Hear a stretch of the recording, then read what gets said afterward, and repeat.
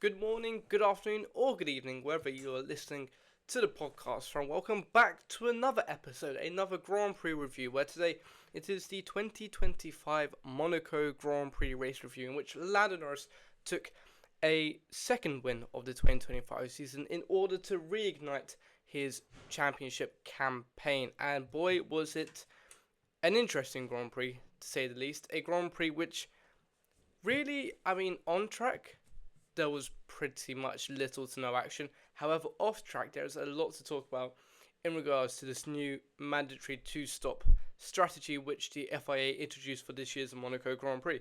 But before we look at the biggest talking points, we of course turn back to the Grand Prix itself.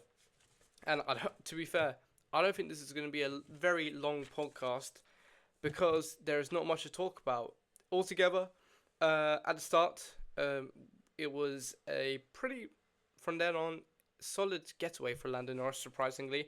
A little bit of a lock-up going into Saint-Devote, but regardless, he took the lead, just kept the lead, I suppose, and for the next 78 laps, remained in first position for the rest of the Grand Prix. Everyone, obviously, single file in typical Monaco tradition, followed through quite easily, except for Gabriel Bortoleto and Antonelli, who made contact at Portier. Bortoleto getting chucked into the barrier, and however, didn't manage to find reverse. However, with this new this new two-stop strategy, many people were thinking of pitting on lap 1, which they did. We had people such as Behrman, Gasly, and Tsunoda making a pit stop on lap 1, because of a virtual safety car due to Bortoleto's crash. On lap 5, the race resumed, and from then on, it was interesting to see because the gap between Norris out in front and Tsunoda, who already pitted and was the leader of those who were pitted in 17th, I believe, was only 22 seconds, and that is a pit stop's worth. So it meant that those in front still had to push on an average level. I'm not saying in terms of qualifying, but in terms of not almost sitting back and doing nothing, which they did last year.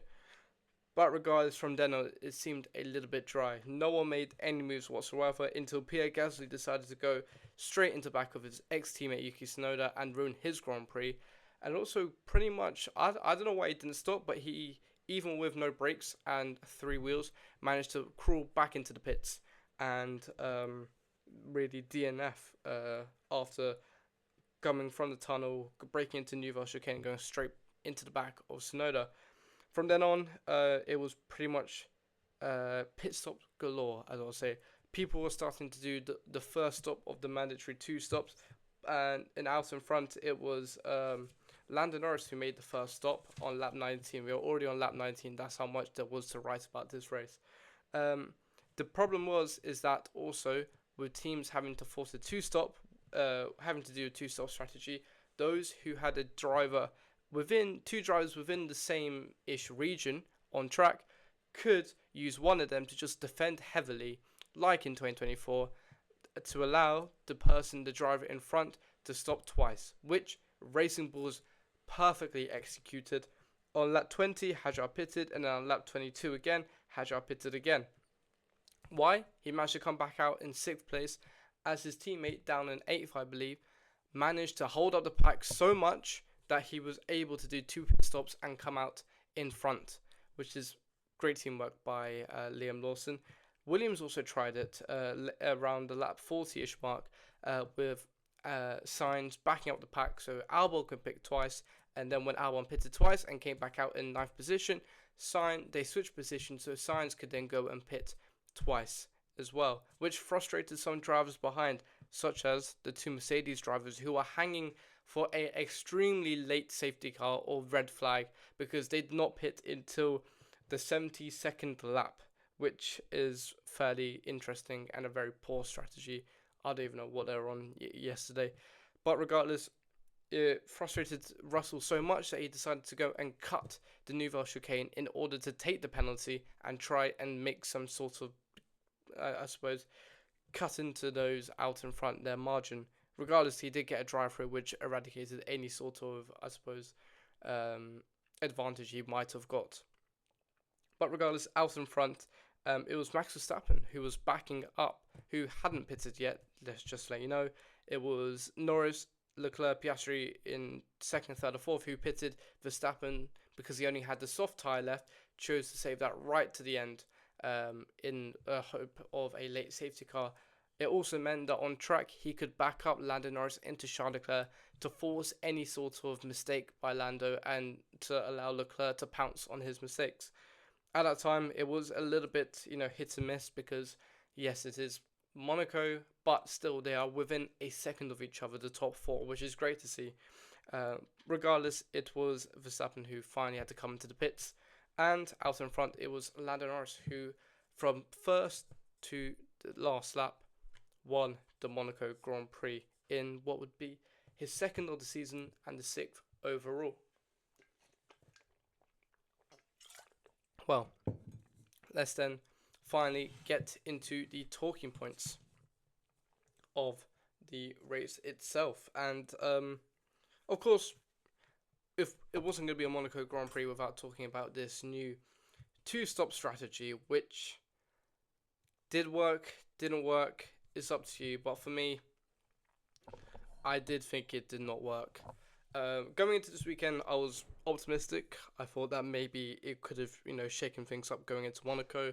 You look at previous Monaco races, such as 2024, and it seemed that it was a very, I suppose, sophisticated series of events. You had the typical one stop in Monaco. Everyone would just go on the same tyre, same compound, start on the same tyre, and it was pretty much straightforward, smooth sailing, and with no overtakes being made on track, it was pretty much qualifying that determined your position. Coming into this weekend, obviously the new two-stop strategy was aiming to spice things up. You had some people maybe trying a different strategy. If there was a safety car, what would you do? If there was a red flag, what would you do? Will some teams at the back try something absolutely ridiculous in some sort of last-ditch attempt? Will those out in front, what would they do? What compound would they choose to go on? You had double G amount of strategy to think about in that sort of sense. And we've seen in places like Bahrain and Imola that a two-stop strategy does make things interesting. However, I don't think it's down to the strategy so much to make the race interesting. It's more the on-track overtaking, which was the problem at Monaco. There were 0 overtakes made in a Grand Prix yesterday, which is absolutely amazing in that it's ridiculous to think a action-packed racing event with cars and there is no overtaking whatsoever. Of course, people say, is it down to Monaco just being too outdated? Is the track the problem? Are the cars the problem? Is the just racing the problem? Personally, and you can say what you like, but it is the cars which are the problem. But if you look at it, are they going to get changed in the next couple of years? I don't think so. I think that, of course, the FIA in 2026 has mandated that the cars are within 70 millimeters or 70 centimeters or whatever shorter and smaller than they were this year, but in the grand scheme of things, they need to be as small as the cars in, I would say, at least the late 2010s, 2014, 2015 being the max. After 2017, when the cars got a bit chunkier, then problems started to arise. But Monaco, from what I can remember, has never been this bad for overtaking. 0 overtakes in a Grand Prix. That is absolutely... Oh no, there was one overtake actually. Stroll and Nouvelle Chicane on, I think Hulkenberg. But regardless, to be only one overtake on the last lap shows how far Monaco has become outdated, and the cars have just outgrown Monaco in general. You think, what can you do to combat this? And people say exhibition races, but regardless, it's not going to be... what's the point of an exhibition race? The teams aren't going to turn up if there's no points involved. You also have to look at like a double qualifying, but then you might as well go and race, because qualifying is only down to an hour of, I suppose, the weekend. And there's, I mean, yes, you get a little bit of jeopardy, but I mean, the Grand Prix is what you go and watch. That's the spectacle of the weekend. Is where the points are won, is where the drama happens, is where the plot happens, and that's what people remember more than qualifying. In Monaco, I know it's different and qualifying's got more of an emphasis, but that should not be just the emphasis of the weekend. If you look at, I suppose, Monaco in 2022 and 2023 when there was rain, things got interesting because then you could overtake because, of course, you go slower and the corners become, I suppose, more heavy braking and more slow in general. But if we saw today, the cars just looked too chunky for Monaco. It's almost like if you put it's on the same level as Macau, and you would never ever in 100 million years think that Formula One could be racing at Macau. But they race at Monaco, and of course it's down to the history, the tradition of Formula One. Monaco is the jewel in the crown, as they say. But still, something has to give, and I think it has to be the cars. I would not like to see a change in the format of the weekend because I still think Monaco is a great spectacle anyway for just watching cars go around tracks. Free practice, qualifying are exceptional, and also in a Grand Prix you still have to think that the drivers are still put under so much, I suppose, stress because one little mistake and there is no runoff area in Monaco, and to do that for 78 laps is fairly impressive. So it's still great to see in that aspect, but for racing it is probably not the best to watch. But you do also think, can you F1 fans just suck it up for one weekend out of the 24 we do get? But I guess with the new flock of fans, it's a bit more, I suppose, complex because people want to see action and drama just like that. And, you do have boring races from time to time. But, I mean, it's Monaco. And I think there's a lot more at stake than just the racing when it comes to F1 being at Monaco. You've also got the sponsorships. You've also got the, I suppose, the star-studded vibe to it. It's got an aura almost, Monaco. And to lose that on the calendar would be very, I suppose, debatable. Of course, with this new, I suppose, two-stop mandated strategy, you also have some teams switching things up when it comes to racing, which you've never seen ever in Formula One. And I think the two best teams to watch in that sort of sense was Racing Bulls and Williams. Both teams knew that the two-stop thing was going to be a pain in the ass to try and, I suppose, get done. So what did they do? They had two drivers around the same position, and they asked one of them to hold back the pack so much that the person in front, the driver in front, could go and pit twice within the next couple of laps or so.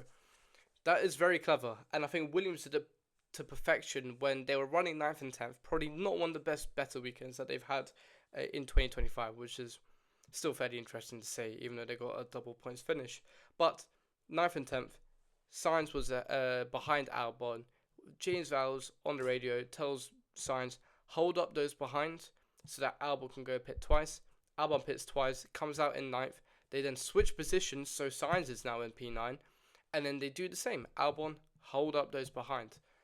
Let Sainz pit. They switch positions in the end, and they still get a double points performance.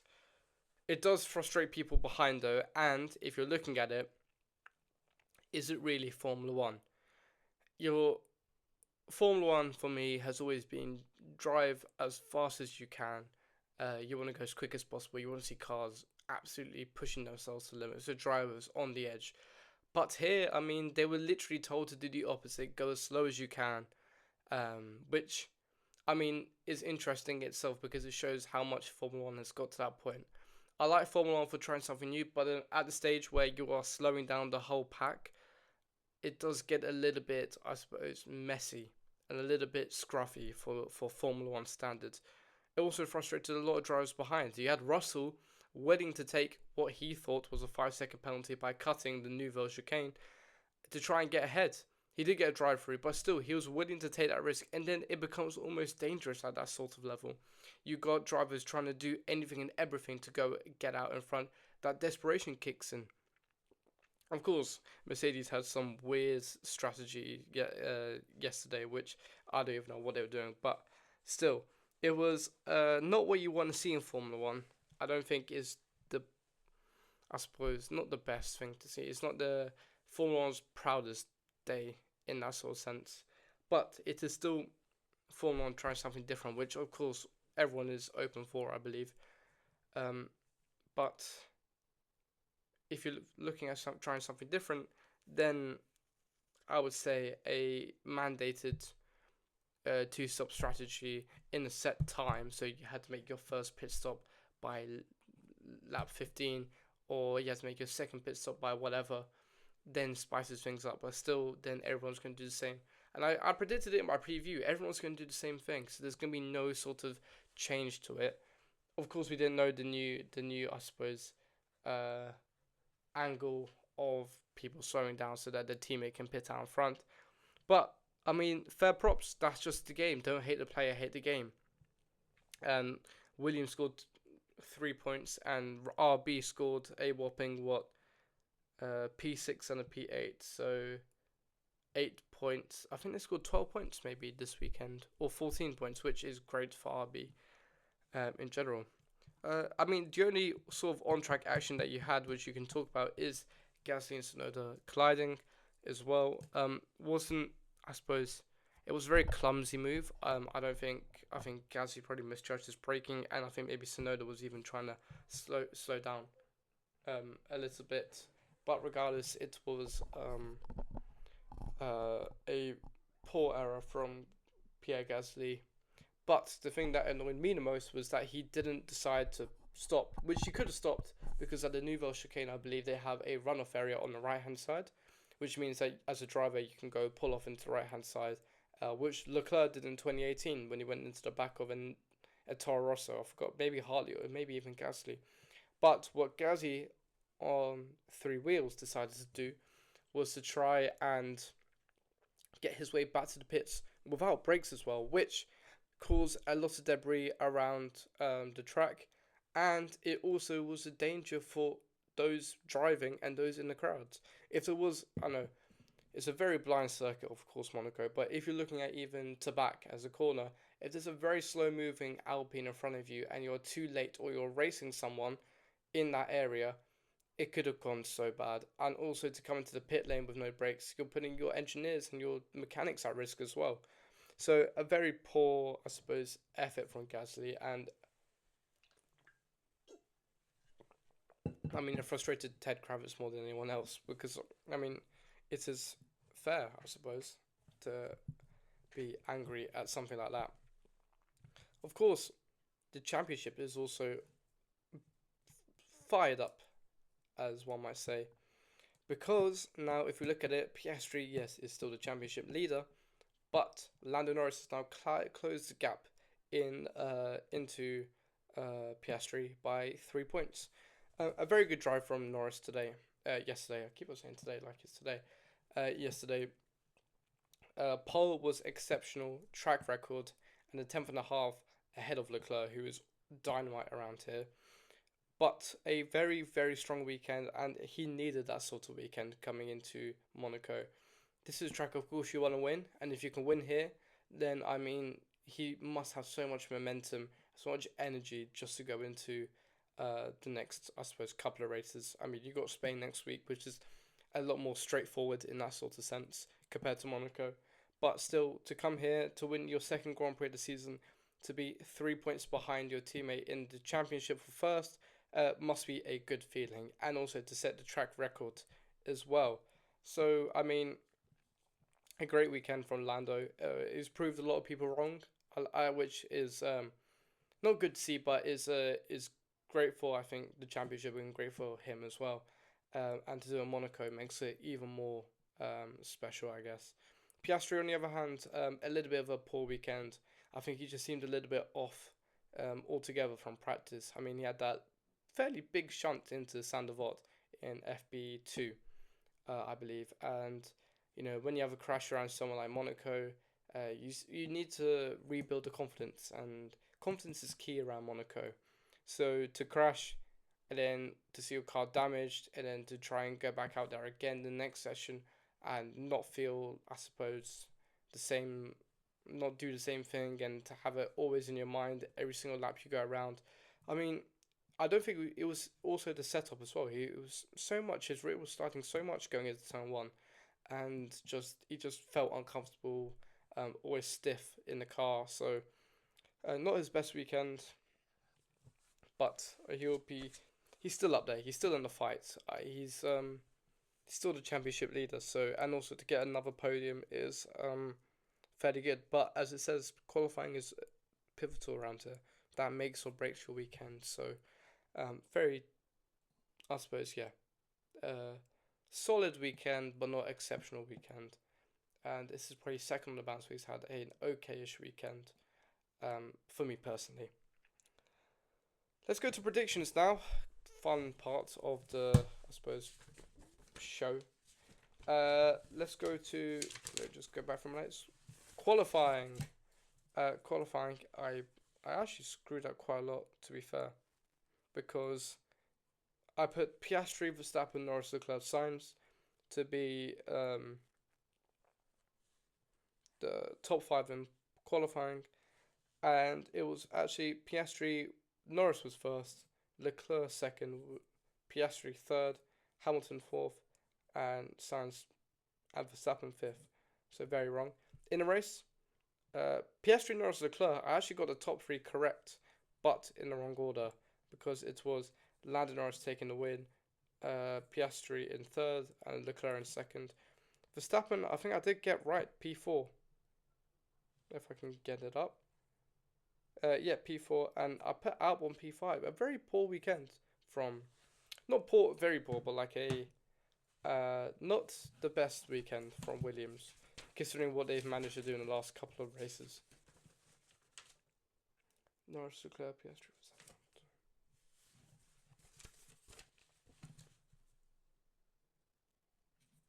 Okay, so the middle I pretty much got all wrong, which is great.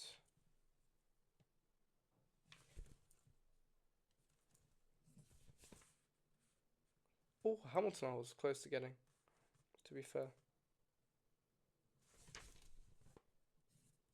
Alright, biggest good surprise, I put Ferrari, and I'm going to take that. 2 points there, because I think that it was a very good weekend. Biggest flop, I put Tsunoda. I would take that as well. Finished P17 off compared to his teammate, miles off. So I'll take that. Crazy prediction, Williams will outscore Ferrari. That did not happen at all. So that is it. And out of 5, 10, 15, 21, that is a whopping 5 out of 21. 2, 4, 5. Not my best weekend, but still we'll take it.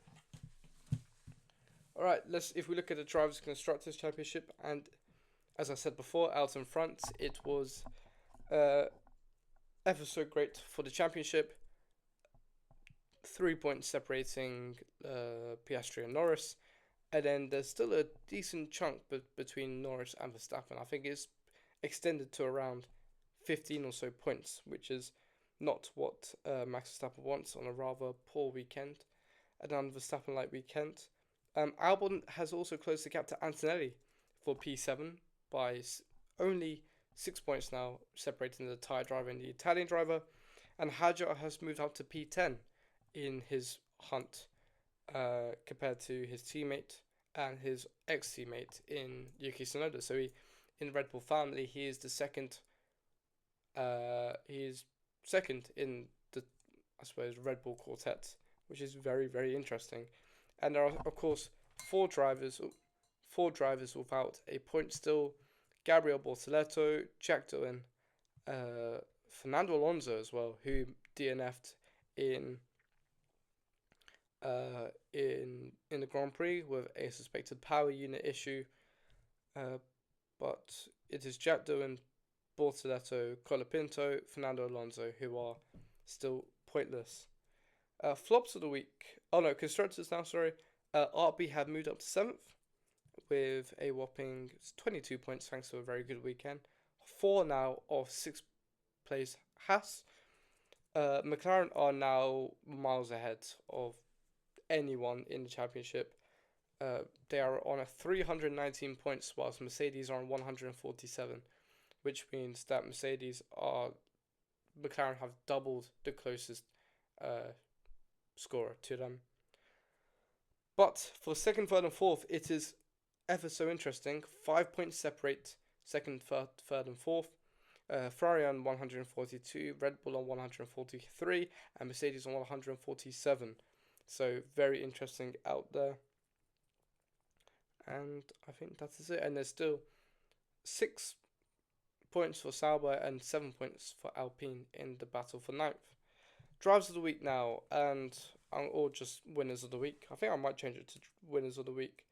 And I'm going to go for Racing Bulls to be my first winner of the week. An absolutely sublime strategy. Very, I suppose, clever, very calculated, and he executed it absolutely well. With both drivers getting into Q3 as well, made it even more, I suppose, better in regards to reaping the rewards. And so Hadra getting P6, the best result in Monaco. I mean, both him and Lawson have had a very superb weekend in general. Ferrari, I'm going to also say, are a shout for winners of the week. A P2 and a P5 is something that they would have taken a little bit more in sort of Ferrari fashion. Of course, they were challenging for a win, which is great, and I hope it's not a just circuit-prone thing, but they looked mighty around here, considering coming into the weekend, they said that this was not their best track. So, yeah, very, very solid weekend from them. And I'm going to have to say Lando Norris is also my winner of the weekend.